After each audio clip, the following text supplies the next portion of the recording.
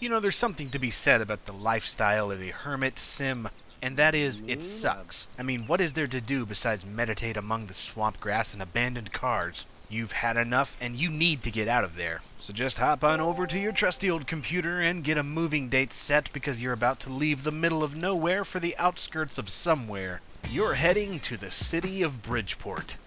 Yes, this is the third expansion pack for The Sims 3, Late Night. And it's the cure for what ails you, as long as you're being ailed by loneliness and agoraphobia.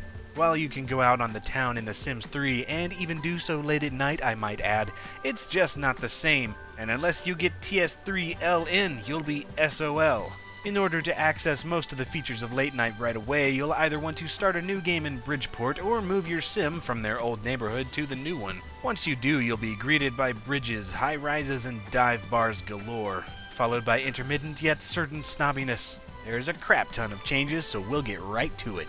The first thing you'll notice in Bridgeport is the severe lack of houses. That's because most of the living spaces are now located in high-rise apartments or downtown brownstones. They provide far less space than most houses, but they'll cost you less than a house and you'll have the convenience of living in the city. However, unlike in apartment life for The Sims 2, you usually aren't able to roam about the building, instead only having access to your own loft.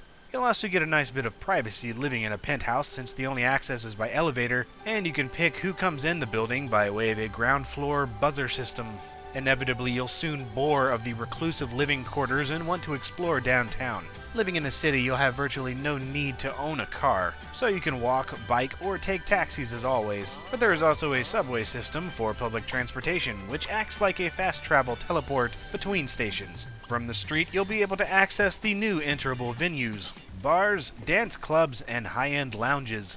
Bars are rather self-explanatory. They are generally hangout spots that are open to everyone from evening into the night. You'll often find new games to play, like darts, shuffleboard, arcade machines, and loose women. You'll also find bartenders, or mixologists. These Sims are there to provide all sorts of services, from providing bar food and mixed drinks of varying potency to just standing there listening while your Sim rambles on about life, the universe, and everything. They'll also provide entertainment, as the more skilled they are, the better show they'll put on when mixing drinks. Your Sims can also attempt to learn the mixologist skill, eventually gaining the ability to moonlight as a mixologist for extra simoleons, but only after breaking enough glass to fill one of Jigsaw's torture chambers. It's also worth noting that you can now travel in groups of friends, bar hopping all night long, and generally being obnoxious as a team, which always makes for some memorable hijinks. Next, you have dance clubs. Once again, it is what it is. A club where you'll dance. These are the lives you'd love to lead. There's still bar stuff in there too, so it's pretty much just a darker bar with louder music and sweatier Sims. Finally, you have high-end lounges and private clubs. These are awesome and the best of the best, but guess what? You can't just get in on your own accord. One option is to just bribe the bouncer. Usually 50 or 100 simoleons will work. You can also flirt or sneak your way in. But good luck getting to talk to anyone, since it will be obvious you aren't supposed to be there. You see, these social lounges are only for the most elite of Sims, so in order to fit in, you'll need to climb the social ladder to stardom. This brings us to the new celebrity system of Late Night. It's one of the biggest additions, and it's just a measure of notoriety among all Sims, and you start at the bottom.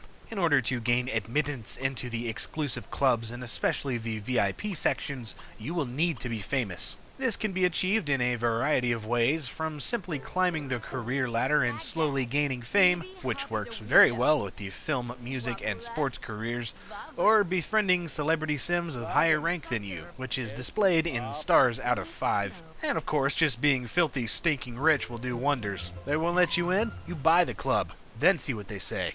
But still, anytime you talk to a top-end celebrity, you will get snubbed until you impress them. You can try all sorts of things to get their attention, like bragging about how much money you have, your skills, your job, or even name-dropping other celebrities if you know of any. And the more you get to know a celebrity and their friends increases your own fame.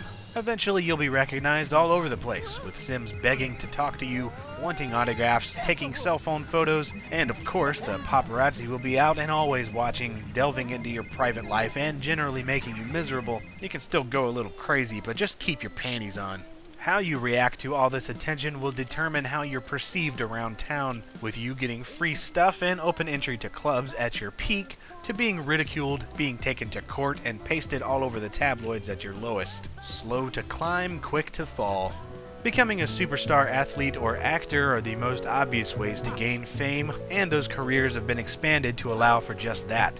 But a new way to do so is to form a band. It's a lot of work, but I really enjoy this. If you and another sim or two have at least one skill point with an instrument, you can start a band. And there are 3 new instruments to choose from: an upright bass, the piano, and the drums. Scout around for some talent, like bar dwellers and park hippies, and get to know them and form a band. You can jam, create songs, and name your group whatever you want.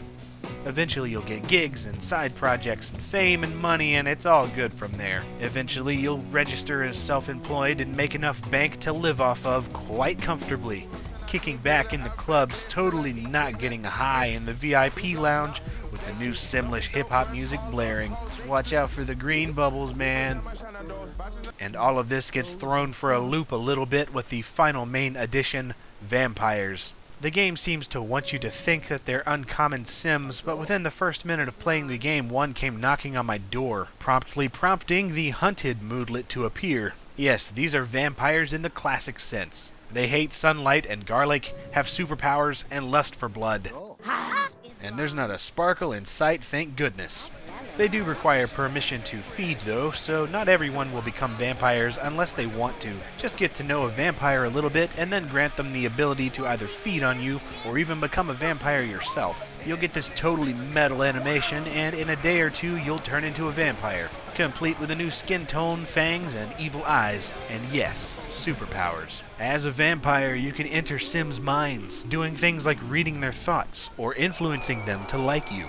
You'll also gain skills more quickly at night, run like the friggin' Bionic Man, and go into infrared mode to hunt for the best candidate to feed on, all while looking cool and scaring the crap out of morons. Yes, being a vampire is pretty much awesome. Well, except for the whole sunlight and no food thing. You'll have a thirst for blood or plasma that you'll need to fulfill either by feeding on Sims or eating and drinking plasma fruit and juice. And if you're out in the sun too long, you'll start to burn, grossing people out and eventually passing out and having your vitality zapped for a day or two. Thankfully, it's hard to die from sunlight, so you can actually live your life as a Nightwalker pretty easily. Other additions to the game consist mainly of items in build and buy modes. In build mode, you have the aforementioned elevators, which are a requirement for high-rises. There's also the new half walls, which are walls cut in half, often with a little decoration along the top.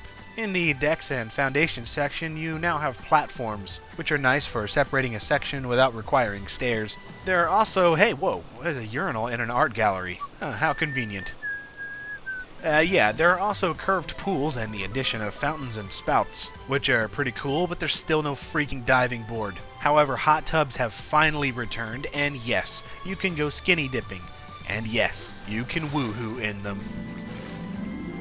Just watch out for the paparazzi, as it may be hazardous to your fame's health. And actually, you can also now get it on in elevators. Dare I say, love in an elevator, living it up when I'm going down. There are also plenty of new decor and useful items like TVs and a totally awesome in-wall virtual fish tank. And thank everything holy, you finally have the ability to move wall art up and down, so you can use all that extra wall space to be tacky. And finally, another addition to the home is the butler, which is like a maid except totally useful. They live in your home and will do all sorts of stuff that the maid would scoff at, like give massages and repair broken items.